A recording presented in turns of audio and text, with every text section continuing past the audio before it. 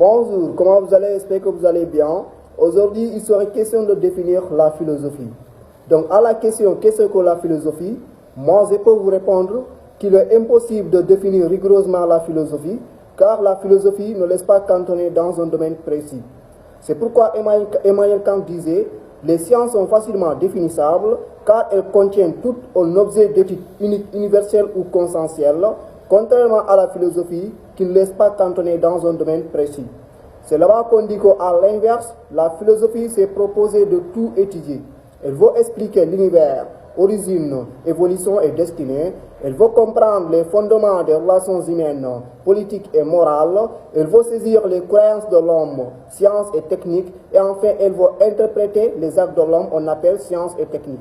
Sous ce rapport, la philosophie a un caractère encyclopédique. Selon Kant, Aristote et même Hegel, elle désigne la totalité du savoir ou le savoir de la totalité.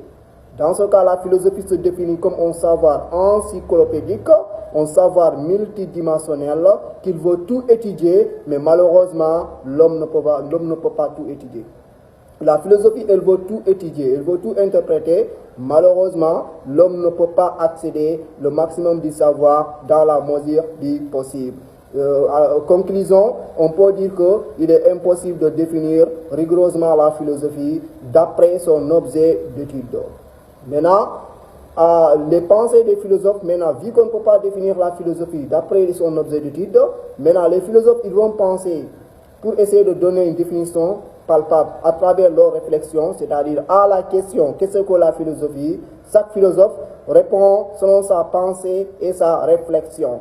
C'est là-bas Kant disait que la philosophie n'enseigne pas car elle ne sait pas qui la possède, du coup on peut apprendre à philosopher. Maintenant, s'il disait que la philosophie n'enseigne pas, il a bel et bien raison parce que personne n'a le monopole de la philosophie, personne ne peut accéder à l'entière connaissance de la philosophie. Et Hegel disait encore, quand ce que tu as dit, ce n'est pas vrai, la philosophie apprend. Pourquoi la philosophie apprend? En apprenant un philosophe, on est en train d'apprendre la philosophie. C'est ça qu'on appelle, tout philosophe partage quelque chose qu'on appelle le dénominateur commun. Regarde cette définition de philosophie vis-à-vis à ses penseurs. Il y a quelques désaccords entre Kant et Hegel.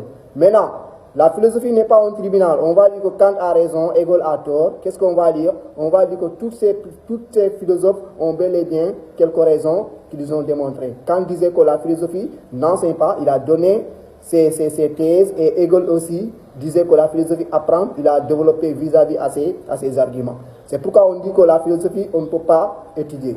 Donc aujourd'hui, on va essayer de parler sur la définition de la philosophie.